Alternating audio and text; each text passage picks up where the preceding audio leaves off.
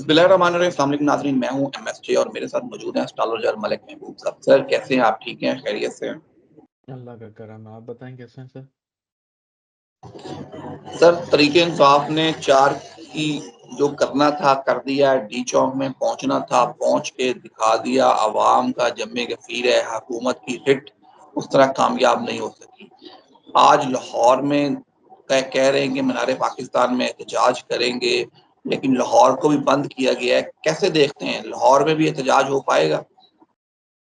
अभी तो शहजाद भाई देखने का टाइम ही नहीं है। अब तो आपके सामने है सब कुछ। ये चीजें मैं आपको बहुत पहले से बोलता आ रहा था कि ये लोगों का जो जुमगट्टा है या जो हजूम है, एक मूवमेंट स्टार्ट होगी। और ये मूवमेंट अगर मोमेंटम पकड़ गई तो आने वाले दिनों में, जो मैं आपको बोलता आ रहा था कि अक्टूबर नवंबर एक डिसाइसिव महीने होंगे गवर्नमेंट के लिए, तो डेफिनेटली ये आने वाले दिनों के यही हालात लग रहे हैं।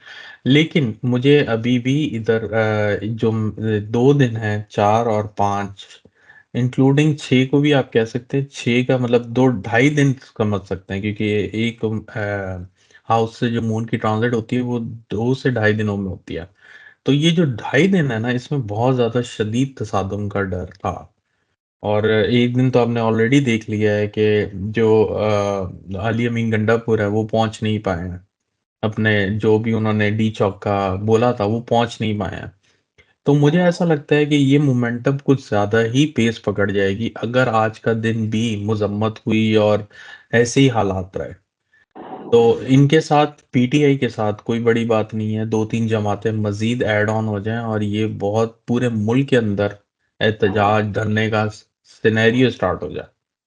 तो आने वाले जो 10 दिन हैं, आप कह सकते हैं कि 20 अक्टूबर तक काफी डिफिकल्ट होने वाला है। हुकूमत के लिए मुश्किल होने वाली है आने वाले 10 दिन में, और ये जो जी, पीटीआई। डेफिनेटली ये हुकूमत के लिए है, क्योंकि मैं आपको बोलता आ रहा था कि ये जो सूरज ग्रहण लगने वाला है, ये ग्रहण सन पे लग रहा है। सन गवर्नमेंट होती है। तो आपने देखा है कि दुनिया की सारी गवर्नमेंट कहीं ना कहीं मुश्किलों में फंस रही हैं। और वैसे तो ये सूरज ग्रहण यहाँ पे साउथ अमेरिका में हुआ था, लेकिन आप देख रहे हैं कि सबसे पहले जो असर हुआ है उसका वो पाकिस्तान पे हुआ। तो कहने का मकसद ये है कि बेशक वो वहां पे विजिबल नहीं था, लेकिन असरात हुए हैं। तो आने वाले दिन डेफिनेटली काफी डिफिकल्ट हैं गवर्नमेंट के लिए। और गवर्नमेंट को उन्होंने एक दिन में ही घुटनों पे ला दिया अवाम ने। और जैसे मैंने कहा था कि आपने कल भी देखा है कि कोई क़यादत का कोई बंदा नहीं था, अवाम खुद सड़कों पे थी। तो अवाम ने चार्ज कंट्रोल संभाल लिया, और अवाम जो होती है वो सैटर्न से रिप्रेजेंट होती है। बिल्कुल सर, अवाम ने चार्ज संभाल लिया। डी चौक पे अवाम का कंट्रोल है। अली मीन गंडापुर भी तकरीबन डी चौक पहुंच चुके हैं, उनके काफिले रेस्ट कर रहे हैं। कितना 15 किलोमीटर तक लंबा उनका काफिला है। तो इस्लामाबाद से पंजाब की तरफ मूवमेंट भी हो सकती है। तो हुकूमत की तो रिट बिल्कुल नहीं है। रात को सोशल मीडिया पे खबरें फैलाई गई कि गवर्नर राज लगा रहा है केपीके में। क्या लगता है केपीके में कोई गवर्नर राज लग सकता है? सर, वो केपीके में गवर्नर राज लग के क्या होगा जब मुल्क ही दूसरी तरफ चल पड़ा है। आप मेरी बात नहीं समझ रहे हैं।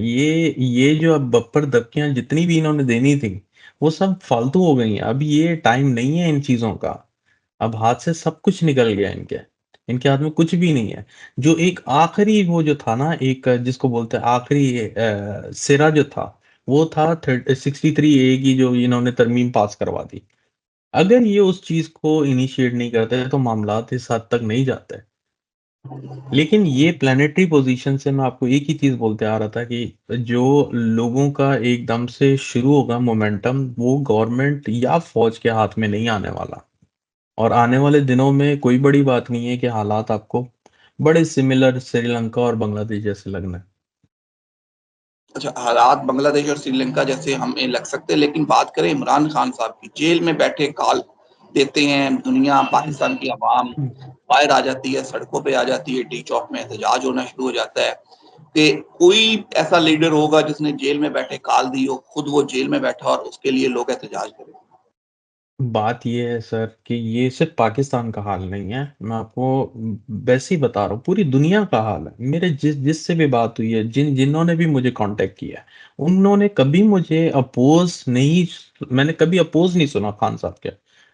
लंदन हो, कनाडा हो, अमेरिका हो, जिन्होंने भी मुझसे कांटेक्ट किया है, हमेशा एक ही बात पूछते हैं कि खान साहब कब रहे आ? तो ये बात नहीं है कि सिर्फ पाकिस्तान अवाम ऐसी है, ये पूरी दुनिया की अवाम के अंदर दिलों में जो है खान साहब की मोहब्बत है। लेकिन अभी जो मामलात हैं, आपने खान साहब का तस्करा छेड़ा है तो मैं आपको बताता हूँ। आपने एक चीज नोटिस की होगी, मैं आपको काफी दफा बोलता आया हूँ, इनकी क्यादत में प्रॉब्लम है। और आपने कल देखा है इनकी कोई भी क्यादत का बंदा कहीं नजर नहीं आया। तो जो इन्होंने चार्ज उठाना था अवाम ने उठा लिया है, और आने वाले दिनों में अवाम ही फैसला करने वाली है। क्योंकि इस वक्त का जो एजेंडा है वो सैटर्न के हाथ में है। सैटर्न अवाम होती है और दूसरे लॉयर होते हैं, जज होते हैं। ये भी आपको सड़कों पे आते हुए दिखेंगे बड़ी जल्दी। बिल्कुल सर, कि यहाँ पे ये भी तो हो सकता है कि जज जो वकील है वो भी पीटीआई को ज्वाइन कर ले और डेफिनेटली। 360 ए के खिलाफ वो पीटीआई को ज्वाइन कर ले। जो आपने क़यादत की बात की तो वो हम कह सकते हैं कि पीटीआई की जो मेन लीडरशिप है बहुत सी जेलों में है और ये थर्ड क्लास लीडरशिप है जो क़यादत कर ही नहीं सकती, वो इस काबिल ही नहीं है कि वो अवाम को क़यादत कर सके। क्योंकि जब तक मेन लीडरशिप नहीं होगी तो अवाम को कोई भी बंदा क़यादत नहीं करेगा। अगर शाह महमूद कुरैशी हो तो पंजाब से वो लीड करे तो पंजाब की अवाम ज़रूर निकलेगी, क्योंकि पंजाब में उस तरह की लीडरशिप नहीं है। केपीके में तो अली अमीन गंडापुर है, तो अवाम उनके साथ निकल के डी चौक तक पहुंचती है। तो इमरान खान साहब की बर्थडे भी है 5 अक्टूबर को, उस पे तो हम आपसे तफसीली वीडियो भी करेंगे। तो आगे मजीद हालात को किस तरफ जाते हुआ देख रहे हैं? ये जो हालात सैटरडे संडे, मतलब आज का दिन और कल का दिन, ये बड़ा क्रिटिकल है, डिसाइसिव मूवमेंट है। अगर अवाम ने होल्ड कर लिया और वो सह गए और अपनी पोजीशन पे कायम रहे, तो मैं आपको सही बता रहा हूँ, ये सारी की सारी साजिशें वो गवर्नमेंट की, और ये जितने भी तरमीम है ये सब उलट हो गई हैं। और इनको फाइनल जो इन्होंने धक्का लगाना वो अवाम ने लगाना। तो ये 2 दिन बड़े डिसाइसिव हैं। अगर अवाम यहाँ जम गई और कंट्रोल संभाल लिया तो सब चीज बदल जाएगी सर। आप ये मान जाएंगे मेरी बात को। और ये इसको बदलने में सिर्फ 10 दिन चाहिए, बस 10 से ज्यादा जरूरत नहीं है। क्योंकि आने वाले 2 से 3 दिनों में, आज 4 तारीख है मेरे पास, आपके पास 5 तारीख है, 9 तारीख को जुपिटर रेट्रो हो जाएगा। जो एक सेविंग ग्रेस थी गवर्नमेंट के पास वो भी खत्म हो गई है। और हमने देख लिया है जो भी कोई बड़े प्लैनेट रेट्रोगेशन में जाते हैं या डायरेक्ट पोजीशन में जाते हैं, उसके असरात कम से कम 10 से 15 दिन पहले से ही आने शुरू हो जाते हैं। तो हमें उस दिन का इंतजार करने की जरूरत नहीं है।